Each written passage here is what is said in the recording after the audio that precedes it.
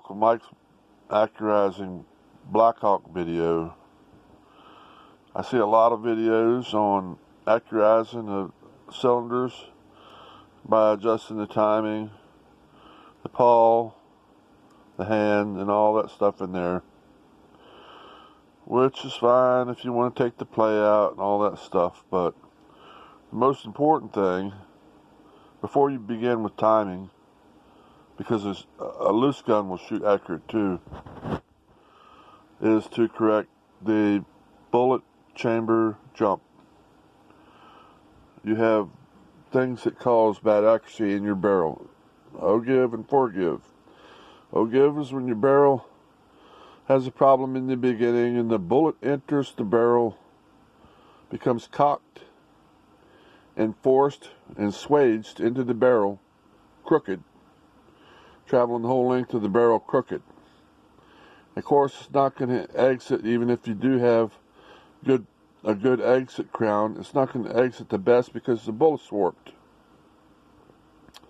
Then the second type of mistake that can happen with this barrel is you can have a bad crown and you can have a pierce of gas off of one side or the other that will cause enough of pressure to actually blow your bullet off course here as it's clearing the muzzle, therefore makes it wobble through space. Bad pitting inside the barrel itself generally does not affect accuracy once the spin is achieved at the front or as it exits. It doesn't have any relative problem. Badly pitted barrels are still known to shoot good. Correcting the pawl and the timing and everything on the cylinder will not fix these two problems. Fix your barrel first, then fix your cylinder. That's the correct way to tune a handgun. And the way you fix this is this bullet has to make the jump from the cylinder to the barrel. That means if you have a 430 bullet here in the cylinder, sitting in the cylinder, and it's a narrow area there in the cylinder. This area has to be honed so that the bullet can easily be pushed through with thumb pressure. Otherwise, you have, I don't understand a good handgun cramp. You need a good handgun cramp here for your bullet. But more importantly is you don't want too much pressure here in your cylinder because you'll get what's called a double jump. You'll get a bang and a bang. Your bullet will actually be hitting twice, and that's not good. It might not be as harmful to go through the throat, but it'd be better if your bullet could pass through the throat more easily and hit the barrel as the first wall of pressure. This actually creates a bullet that is much longer than what designates in the cylinder. Now your bullet is under a lot of pressure. Instead of sitting in the cylinder like this with a lot of pressure, it's sitting in the cylinder like this. So you have a lot of air in there when it hits this wall. Alright, that being said, this bullet needs to go into that barrel as straight as possible as it can in order to stop it from being cocked in there crooked. That means this area called the throat, at least as long as 3/4 of the length of that bullet that you like to shoot, needs to be polished so that you can thumb press it into the barrel straight up to at least 3/4 of a slug. You want to stop so that it covers this gap, so that it hits the wall, and you still have this gap is closed by the slug itself, and you have anywhere from a 1/16 to a 32nd of an inch still in the cylinder wall. That much is not going to affect it much. If you have any more inside the cylinder wall, what will happen is if you get a cant, this cylinder might be crooked, it might be loose, it's not going to hold it, it's going to go in crooked.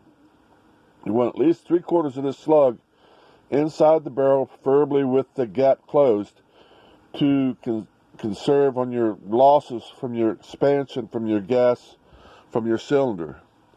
You want your cylinder to use all the power from here as possible, so you want your bullet to make the jump, and you want your bullet to be in the cylinder a little bit when it hits that hard wall.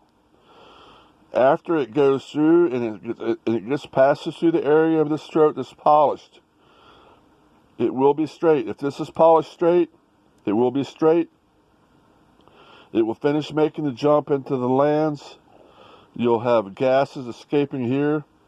Your bullet will be formed to the barrel and ready to go. It'll go the full length of the barrel, and you'll have a lot of accuracy. If you don't get that bullet to make that jump, which you don't have to worry about in a semi-automatic, a revolver, you have the jump. Lead bullets are not as much noticed because you can shoot a warped lead bullet. For some reason, you can shoot a lot more accurately than you can a copper-jacketed bullet.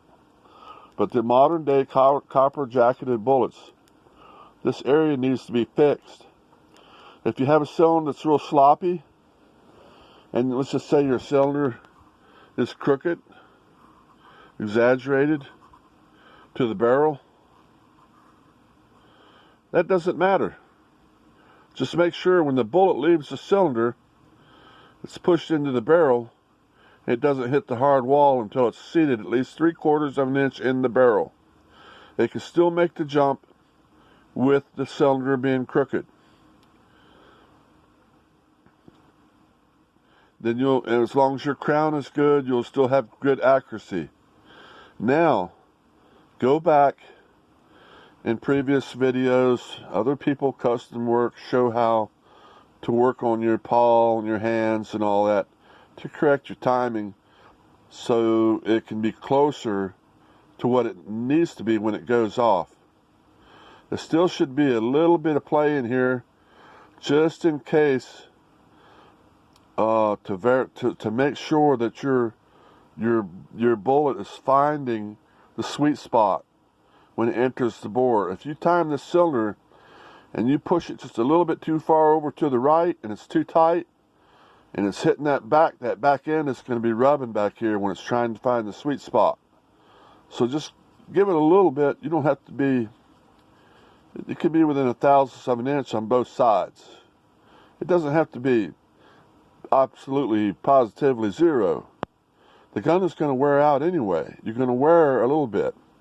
You want this to make this jump as cleanly as possible with this bullet still perfectly straight from the case all the way to this hard wall before it starts entering the rifling.